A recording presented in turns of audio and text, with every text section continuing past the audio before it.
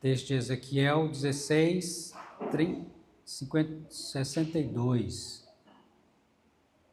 A relação pactual de Deus, na página 136, nosso livro de discipulado, né? Guias de estudos bíblicos. Então, vamos falar sobre as alianças, né? Vocês lembram que quinta passada nós fizemos uma introdução sobre os pactos de Deus com o seu povo, né? Vamos recordar hoje também. Relação pactual de Deus, Ezequiel 16, 62. Estabelecerei a minha aliança contigo e saberás que eu sou o Senhor. Estabelecerei a minha aliança contigo e saberás que eu sou o Senhor. Então, relembrando aqui as alianças, né, que nós temos na Bíblia de Deus, apontando todas elas para a obra de Cristo, né? Primeira aliança, a aliança da criação e do começo com Adão e Eva, né? Depois nós temos a aliança com Noé, que é a aliança da preservação, cujo sinal é o arco-íris, né? Promessa de Deus. Aí vem a aliança de Deus com Abraão, que é a aliança da promessa, né? Em ti serão benditas todas as famílias da terra. E o sinal dessa aliança era a circuncisão. E aí nós temos, próxima aliança, aliança com Davi, aliança do reino, né? Aliás, antes de Davi, vem Moisés, né? Que é a aliança da lei. Os 10 mandamentos, aliança da lei. E aí depois vem a aliança com Davi, pacto, aliança do reino, né? E, por fim, a aliança da consumação, que pega todas essas alianças, né? Que é a obra de Cristo para a nossa salvação.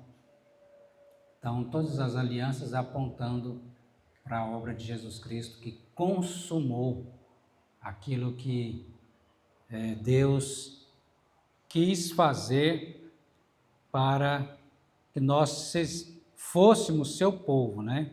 Povo escolhido de Deus, né? Como diz lá, 1 Pedro 2,9, né? Vós sois raça eleita, sacerdócio real, nação santa, povo de propriedade exclusiva de Deus, a fim de proclamar as virtudes daquele que vos chamou das trevas para a sua maravilhosa luz. Vós que antes não erais povo, mas que agora sois povo de Deus, que não tinhais alcançado misericórdia, mas que agora alcançastes misericórdia. Então somos o povo escolhido de Deus, herança do Senhor, somos nós. E aqui na página 136, relação pactual de Deus, o nosso estudo diz assim: a relação pactual de Deus é um dos temas centrais da Bíblia, pois trata-se primordialmente do ser de Deus. É admirável o fato de Deus, sendo santo, onisciente, onipotente, entrar em aliança com o homem pecador, imperfeito e fraco, a fim de estabelecer uma relação de amor com ele. É impressionante, né? Deus faz uma aliança com sua criatura, e não é qualquer criatura, é uma criatura caída, né? Em pecado, o homem pecador. No Antigo Testamento, a palavra pacto ou aliança é traduzida de Berite, Gênesis 6,18, cujo significado mais provável é cortar. Isso implicaria o antigo ritual de duas pessoas passando entre órgãos de animais, cortados ao meio, depois de fazerem um acordo, conforme está lá em Jeremias 34, 18. devendo-se destacar que tal ritual foi usado por Deus para estabelecer a sua aliança com Abrão, conforme o texto lá de Gênesis 15, onde Deus pede para Abraão fazer um sacrifício de animais, né? A compreensão bíblica desse episódio nos ajuda a entender que Deus não se nivelou com Abraão no pacto, condicionado os seus propósitos à obediência do patriarca, porque o pacto é de Deus e é ele a própria garantia do seu cumprimento. Vamos ver o que está escrito lá em Hebreus capítulo 6, versículo de número 17. Hebreus capítulo 6, verso 17, diz assim: por isso Deus, quando quis mostrar mais firmemente aos herdeiros da promessa a imutabilidade de seu propósito, se interpôs com juramento. Então, Deus fazendo um pacto e ainda fazendo um juramento para confirmar esse pacto. O pacto de Deus estabelece uma relação sobrenaturalmente administrada por ele, mediante o derramamento de sangue, conforme o próprio texto de Hebreus vai dizer que sem derramamento de sangue não há remissão de pecados, né? Então, note que Abraão não passou entre as partes daqueles animais somente Deus. Do mesmo modo, tal ritual reivindicava a morte daquele que violava o pacto. Assim como lemos nas primeiras narrativas do livro de Gênesis, Deus estabeleceu duas árvores, né? Quais eram essas duas árvores lá em Gênesis 2:9? A árvore da vida e a árvore do conhecimento do bem e do mal, né? E as tarefas, né? Nós temos lá Deus falando para o homem, dar nomes aos animais e cuidar do jardim, né? Vamos ver lá no texto de Gênesis capítulo 2,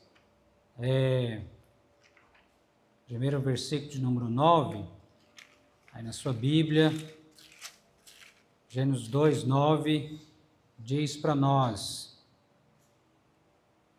do solo fez Deus brotar todas as sortes de árvores agradáveis à vista e boas para alimento, e também a árvore da vida, e no meio do jardim a árvore do conhecimento do bem e do mal. E o verso 15, tomou, pois o Senhor Deus ao homem, colocou no jardim para cultivar e o guardar, né? Deus dá essa autoridade ao homem, né? De dar nomes, né? Então, quando você dá nome a algo, você tem uma certa autoridade sobre aquilo ali, né? Então, ele era o cultivador e o guardador também do jardim, né? O mandato e a punição prevista para a violação do mandamento seria qual? A morte. O dia que você pecar, o dia que você comer da árvore do jardim, do bem e do mal, da árvore do bem e do mal, e iria morrer, com versículos 16 e 17, né? E o Senhor Deus deu essa ordem: toda árvore do jardim comerás livremente, mas da árvore do conhecimento do bem e do mal não comerás, porque no dia que dela comer, certamente morrerás. Ao violar o pacto com Deus pela desobediência, o homem recebeu a pena prevista, a morte, conforme a gente vê em Romanos 5:12, né? Ali nós temos Romanos 5, né? Fala também do segundo Adão. O primeiro Adão falhou. O segundo Adão, quem é? Cristo. Falhou também? Não, graças a Deus não. Ele, como nosso representante, ele cumpriu perfeitamente o pacto, né? Cumpriu toda a lei de Deus, não errou em nenhum ponto, nunca transgrediu a lei de Deus e mais, sofre o castigo dessa lei que nós, pecadores, merecemos sofrer, né? Contudo, Deus é fiel e satisfez as exigências do seu próprio pacto por meio de seu único Filho Jesus, conforme veremos em seguida.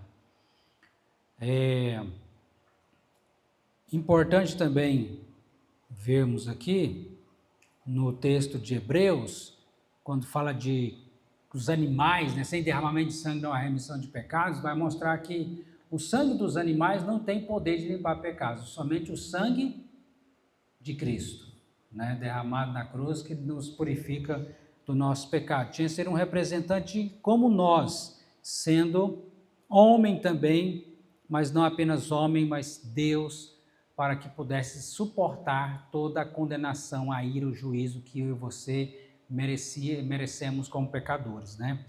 Então, no Novo Testamento, na página 137, aqui nós temos a palavra pacto, é traduzida de diateque, conforme Mateus 26, 28, e o significado é aliança ou testamento, conforme Hebreus, sancionado pela morte do testador.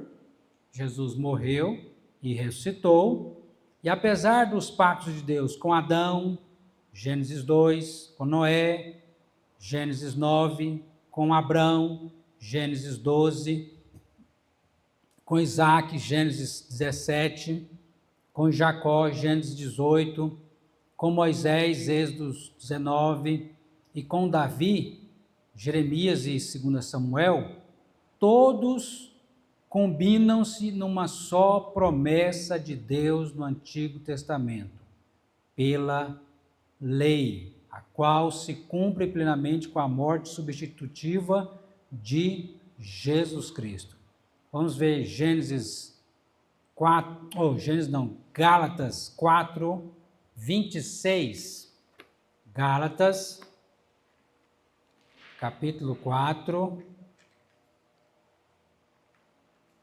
Gálatas, capítulo 4, versículo de número 16, diz a palavra de Deus. Gálatas 24, 26, né?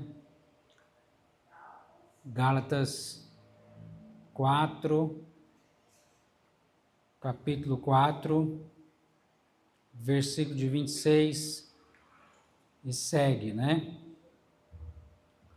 Paulo fazendo aqui a comparação, as duas alegorias entre a antiga aliança e a nova aliança. Mas é Jerusalém lá de cima livre, na qual é nossa mãe, porque está escrito: alegre-te, ó estéril, que não dás à luz, exulta e clama, tu que não estás de parto, porque são mais numerosos os filhos da abandonada que os dá, que tem marido. Vós, porém, sois filhos da promessa como Isaque.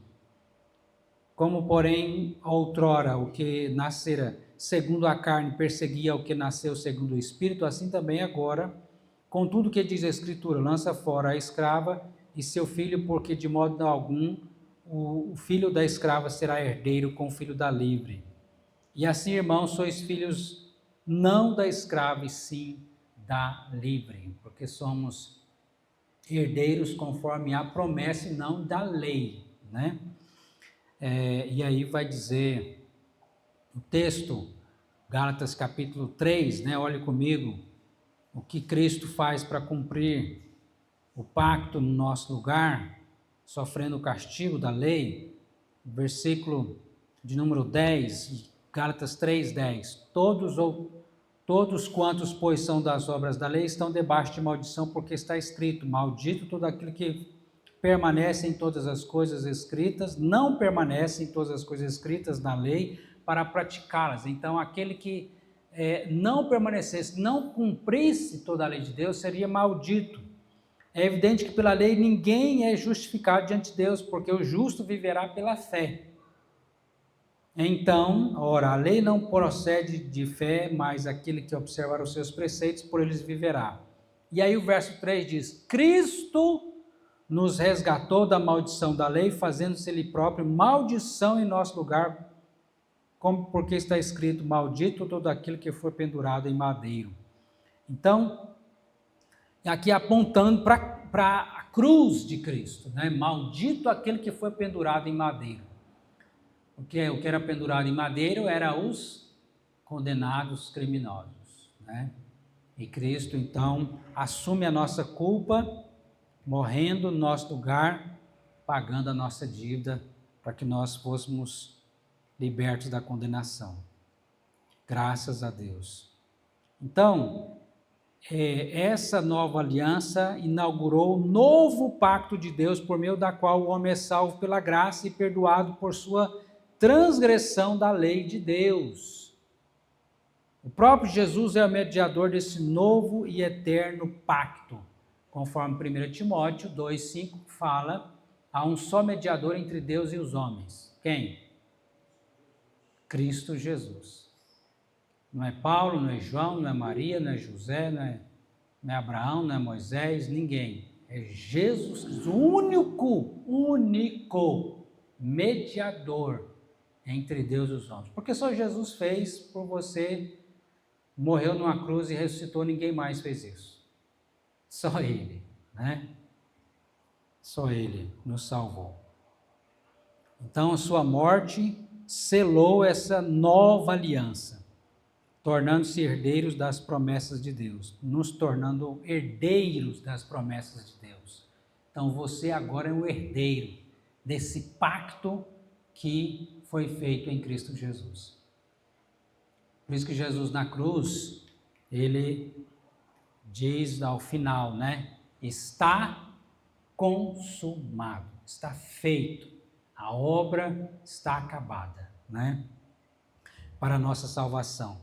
Não precisamos de fazer nada, a não ser crer naquele que fez tudo por nós. Não são as suas obras, não é as minhas obras que nos salva, mas a obra de Cristo. Amém? O conceito básico desse novo pacto tem origem na promessa dada por meio do profeta Jeremias, a qual previa dias em que Deus afirmaria nova aliança. Com a casa de Israel firmarei e com a casa de Judá. Jeremias 31, de 31 a 34, e Hebreus 11, né? Nova aliança. Nessa nova aliança, Deus imprime as suas leis na mente e no coração do seu povo, que então se torna propriedade exclusiva dele. Isso é maravilhoso, né, irmãos? Nós somos propriedade de quem? De Deus.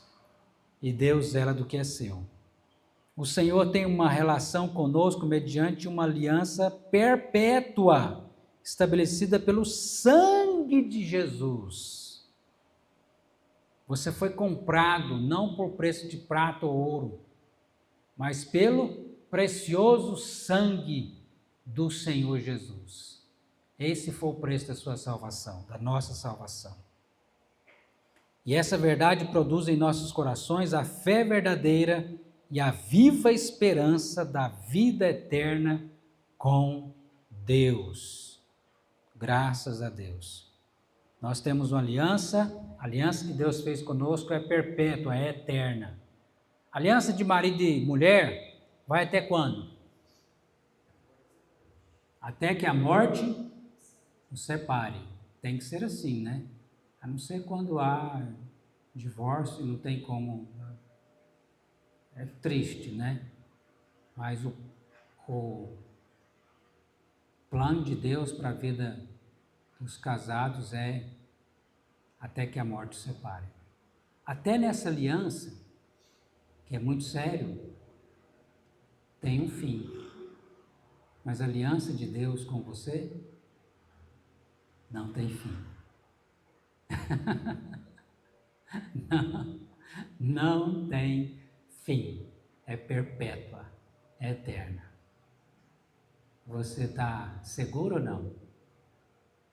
Isso traz segurança para você? Total. Total segurança. Amém? Glória a Deus. Então, vamos aqui às perguntinhas, né?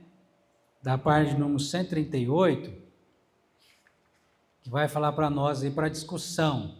Deus requer o cumprimento do seu dever para com Ele? Deus requer o cumprimento do seu dever para com Ele? Sim ou não? Sim.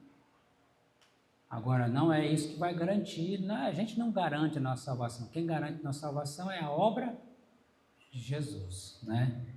Mas nós obedecemos e com gratidão fazemos isso ao Senhor, obedecendo a sua palavra, os seus mandamentos, né? Porque somos herdeiros, filhos do Pai Celestial. Em que sentido a compreensão deste tema mudará a sua relação com Deus? Muda alguma coisa? Você já entendia isso? Já tinha essa segurança e certeza no seu coração? Se já tinha, então glória a Deus, né? Glória a Deus. Se não, eu creio que está aí uma grande bênção de Deus esse estudo para a nossa compreensão da aliança de Deus conosco, né? Qual é o significado do batismo e da ceia nesta relação com Deus? É importante? O batismo agora na nova aliança é o sinal, né? Como era na antiga aliança, era a circuncisão, e todo que queria fazer parte da aliança com Deus tinha que circuncidar, todos do povo de Deus. E era tão sério isso que quem não circuncidasse deveria ser morto.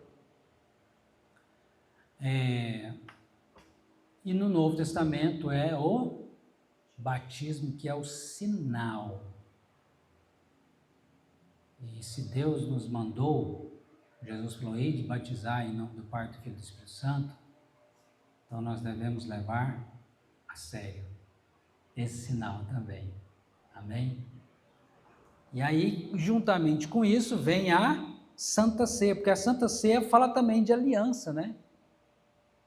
A nova e eterna aliança, sempre nos lembrando. Na Santa Ceia, Deus está nos lembrando isso. Eu fiz com você uma nova e eterna aliança. Eu fiz com você uma nova e eterna aliança. Eu fiz com você uma nova e eterna aliança. Pelo menos todos os meses nós lembramos isso na Santa Ceia, né? Essa aliança que o Senhor fez conosco. E assim nós participamos da Santa Ceia.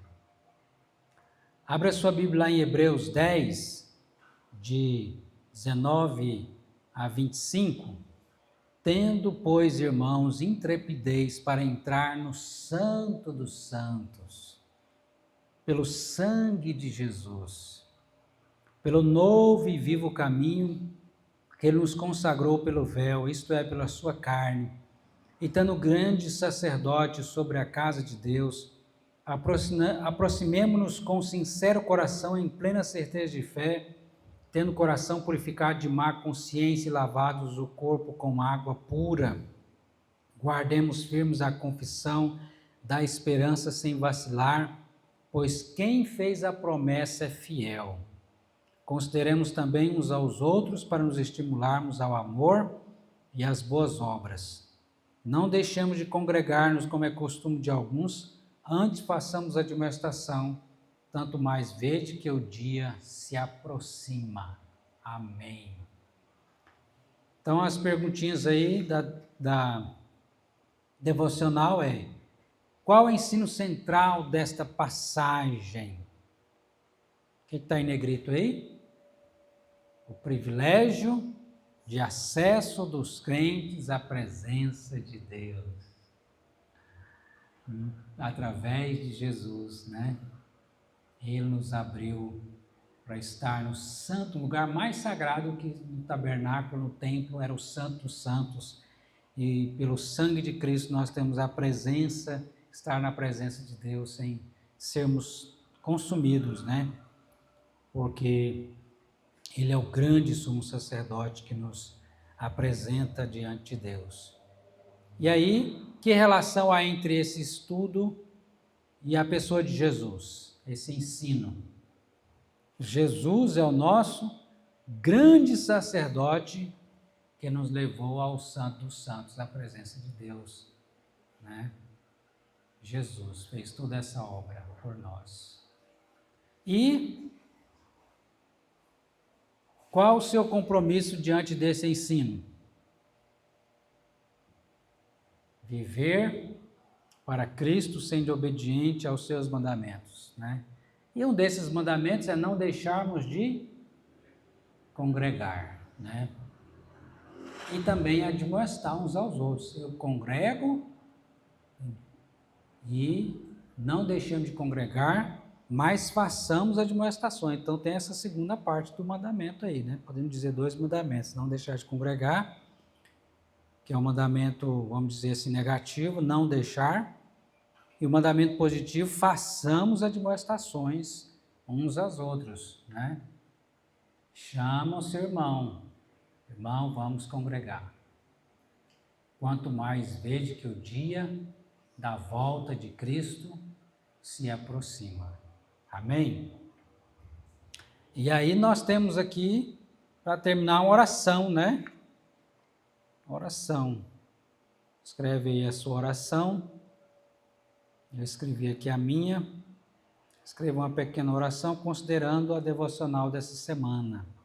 Senhor meu Deus e Pai, grande e infinito é o teu amor. Graças dou por Jesus, nosso grande sacerdote, pelo seu sangue derramado na cruz para nos salvar. Nos dê a graça de guardarmos firmes a confissão da esperança sem vacilar, estimulando uns aos outros ao amor e às boas obras, sem jamais deixarmos de congregar. Em nome de Jesus. Amém. Amém.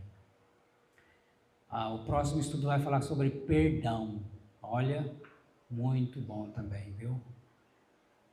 Enquanto isso, na semana, vamos fazer isso, né? Estar congregando e chamando os outros irmãos a congregar também. Amém? Vamos orar? Deus querido, Deus maravilhoso, obrigado por tua palavra, pelo pacto que o Senhor fez conosco pela obra do nosso Senhor e Salvador Jesus. E é nisso que nós confiamos para sermos aceitos e sabemos que somos herdeiros, filhos teus, para estarmos eternamente na tua presença, nesta nova e eterna aliança que o Senhor fez conosco. Oh, meu Deus, obrigado, Senhor. Que o Senhor enche o nosso coração de alegria e gratidão cada dia mais, que possamos obedecer e amar ao Senhor de todo o coração, entendimento, alma e força, amar o nosso próximo como a nós mesmos. Ó Deus, que não venhamos deixar de congregar, mas também admoestar uns aos outros, ó Pai, para que estejamos firmes nessa caminhada e sejamos, ó Pai, um povo agradável aos Teus olhos. Nos perdoe, Pai, perdoa os nossos pecados, tem misericórdia de nós. Ó Pai, em nome de Jesus, dai-nos corações quebrantados, livra-nos da dureza de coração, perdoa-nos a incredulidade, perdoa, Deus, o abandono do primeiro amor, e faz-nos, ó Deus, viver um amor fervoroso por Jesus, nosso Senhor e Salvador, no nome dele que nós oramos, agradecidos. Amém.